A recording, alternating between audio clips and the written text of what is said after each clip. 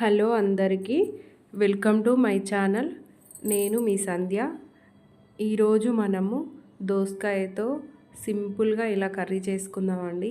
చాలా అంటే చాలా టేస్టీగా ఉంటుంది పచ్చిమిరపకాయలతో. ఇప్పుడు మనము ఒక పావు కేజీ దోసకాయలు, ఒక 2 టమాటాలు, ఒక పెద్ద ఉల్లిపాయ తీసుకొని మంచిగా ముక్కలుగా కట్ చేసుకొని పక్కన పెట్టుకోండి. పచ్చిమిర్చితో అయితేనే బాగుంటుందండి ఈ కర్రీ. ఒకసారి ట్రై చేయండి.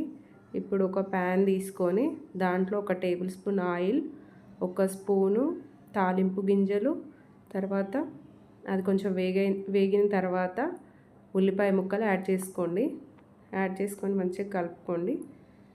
అవి కొంచెం వేగాక ఒక హాఫ్ స్పూన్ పసుపు యాడ్ చేసుకోండి.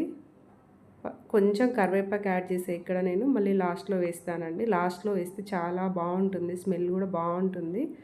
అదంతా వేగిన తర్వాత మనం దోసకాయ ముక్కల్ని యాడ్ చేసుకుందాము.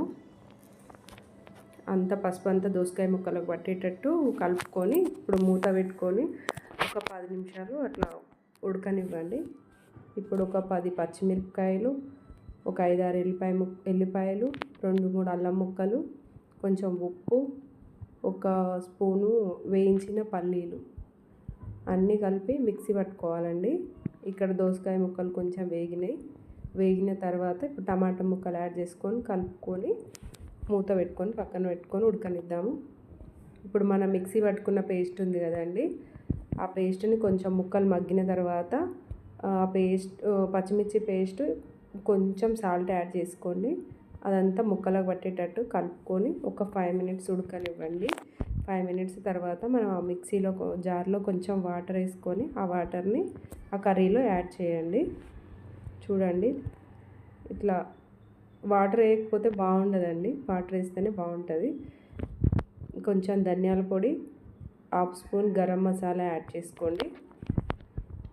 చేసుకొని కలుపుకొని ఒక 5 మినిట్స్ ఉడకనివ్వండి. చూడండి, కర్రీ ఆల్మోస్ట్ అయిపోయిందండి. లాస్ట్లో కొంచెం కొత్తిమీర, కొంచెం కరివేపాకు యాడ్ చేసుకొని గ్యాస్ ఆఫ్ చేసుకోవడమే.